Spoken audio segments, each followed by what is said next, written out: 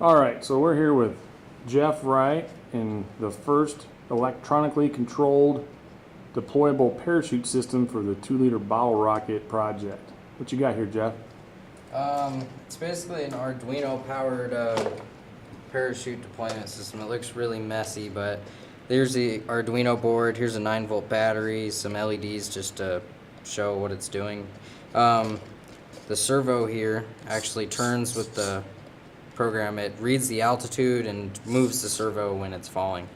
This on-off switch. So yeah, that's the whole electronics compartment. And then this part goes on top. The parachute gets folded up and set on top of this part of the bottle. Obviously, it would be more neat. This acts as a spring. It's just cut up bottle parts. It goes in here. And then this whole piece sits on top of the electronics bay. And the servo horn will stick out that side. And then you wrap this rubber band around and attach it right here. And all these, it'll put like pressure over all these curved lines on the top piece. So when it moves out of the way, then this all can come off and the parachute will deploy. So how does the programming work? How does it know when to release that?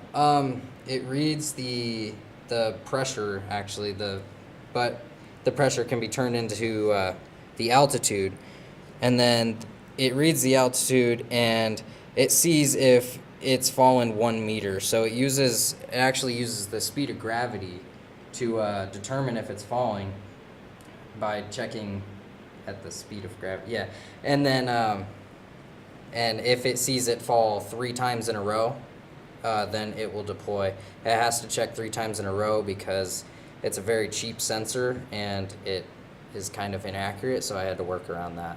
So you're working off basically the difference in air pressure. Right, yeah, So and the as air- speed of when we- gravity of when how we fast go up, it would drop. when we go up, does the air pressure get less? Yeah, yeah. So then when it starts to drop again, it'll detect it. Right, yeah, the pressure will actually go up, and it does a calculation inside that turns it into the altitude, and that's what I work off of because the pressure readings are too. So what kind of fin design do you have here? It's called a box fin design. I got it off a website, uswaterrockets.com. And it uses this stuff called core flute. It's just those signs that you see on the side of the road. And then just electrical tape over the sides. And these are all Velcroed on, so they'll never like pop off from like hot glue would. So they're reusable, so if Right. it hits, instead of breaking, they might just pop off. Exactly. So what actually makes this rocket go up in the air?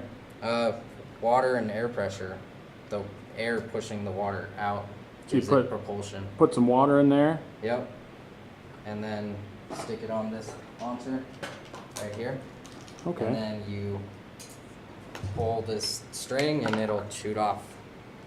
So this device holds it on until you're ready to Yep, launch this it. device will hold on to the bottom, the neck of the bottle, and then you pull this lever down here and it lets these out and it shoots up. How much air pressure do you put in there?